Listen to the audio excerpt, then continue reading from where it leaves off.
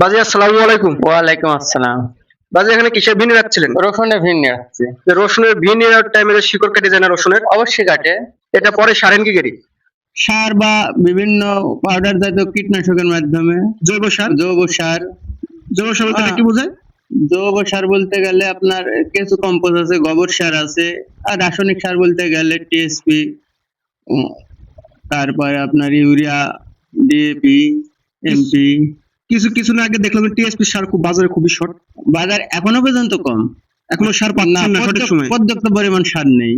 কিন্তু অনেক সময় সার টিভিতে দেখায় পচে যাচ্ছে, ভিডিও সার, এগুলো কি সত্য?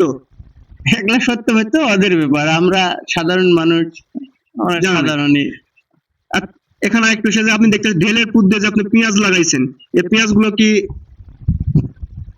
এই পেঁয়াজগুলো একদম ফ্রি পেঁয়াজ, মানে কোনো খরচ ছাড়াই এই পেঁয়াজগুলো হয়।